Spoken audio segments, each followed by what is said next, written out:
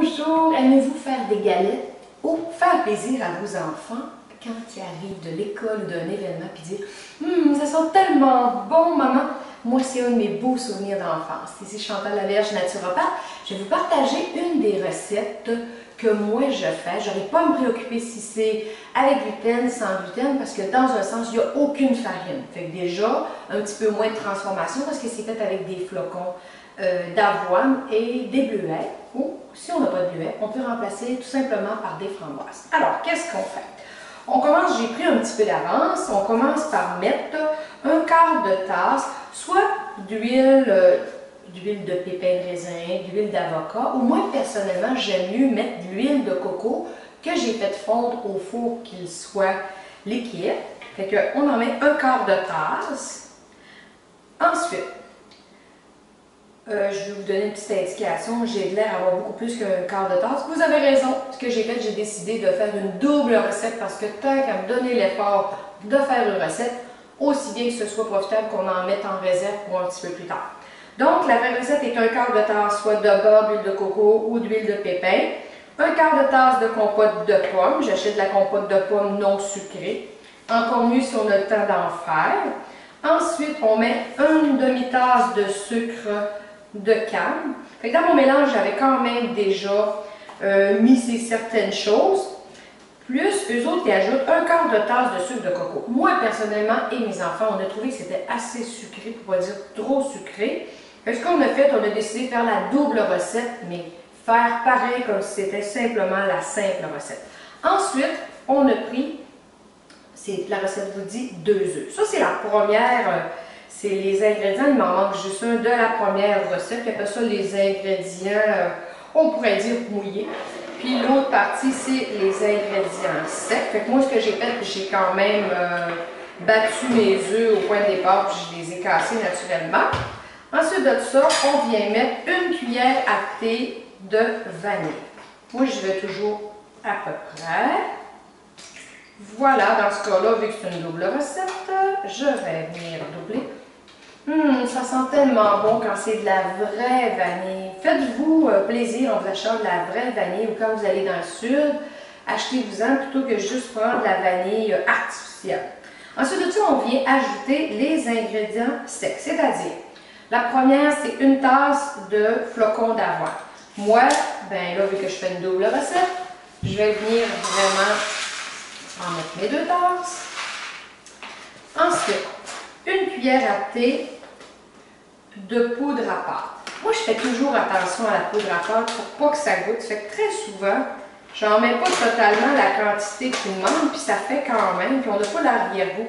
Fait que dans ce cas-là, ben moi, je vais mettre, même s'il manque une demi-cuillère à thé de poudre à pâte, une cuillère à thé de poudre à pâte, je vais plutôt mettre une cuillère à thé avec une petite affaire de plus pour ma double recette.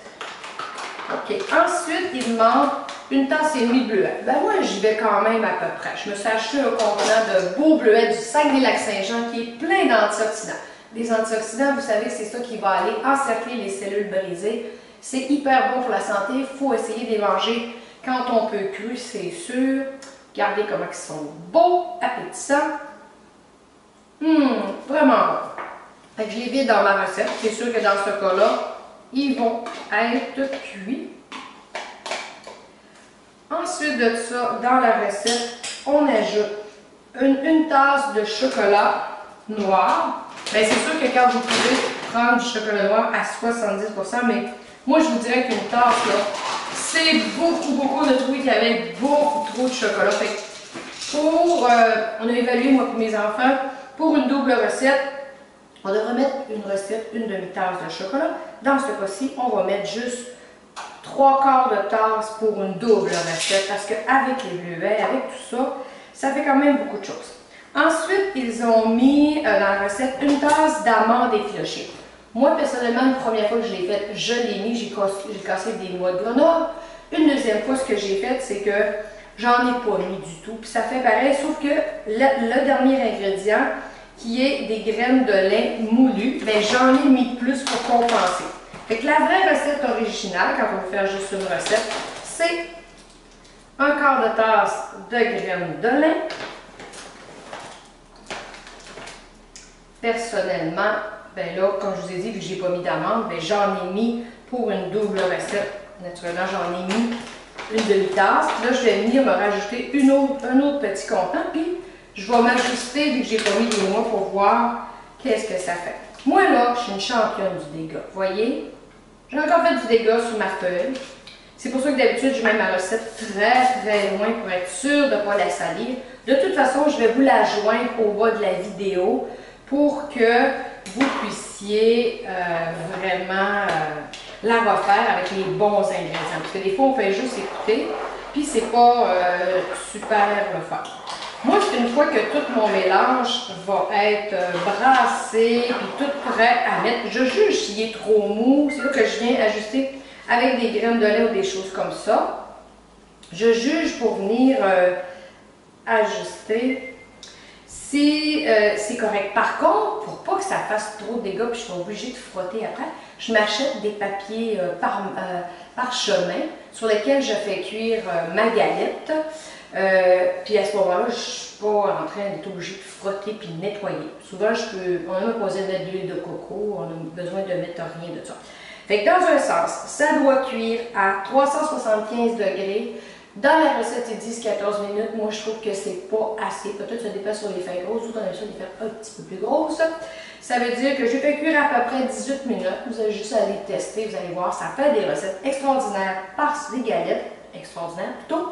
Parce que les flocons d'avoine, ils ont deux sortes de fibres. Des fibres solubles, des fibres insolubles. Ce qui veut dire qu'ils sont capables d'absorber le cholestérol et sont capables, pour vos intestins, de faire des belles choses. À place d'ajouter des graines de lait, on aurait aussi pu ajouter des graines de chia. Les graines de chia, ça gonfle. C'est des fibres extraordinaires, du calcium, des protéines. C'est quelque chose qui va aider beaucoup. Fait que dans ce moment, quand vos enfants mangent des galettes, au moins, on sait qu'il y a plein de bonnes choses dedans qui vont faire des fibres à leur intestin. Vous savez, je suis spécialisée dans l'intestin. C'est important de jeter le tout dehors, donc en mangeant des fibres, puis joyeusement en mangeant des bleuets, des flocons d'avoine, ça nous donne une chance. Si vous aimez ce que je fais, alors partagez avec vos amis. Vous pouvez aller sur ma chaîne YouTube, j'ai plein de recettes pour vous aider à changer votre alimentation, parce que l'alimentation, la bonne alimentation, c'est super facile. Ajoutez beaucoup de fruits et de légumes, vous allez éliminer nécessairement des choses beaucoup moins bonnes. Vous pouvez aller vous inscrire sur mon infolette, ce que je vous mettrai le lien, pour justement que je vous envoie de la belle information santé à tous les jours. Et je vous souhaite de bien manger des bonnes galettes et bonne santé!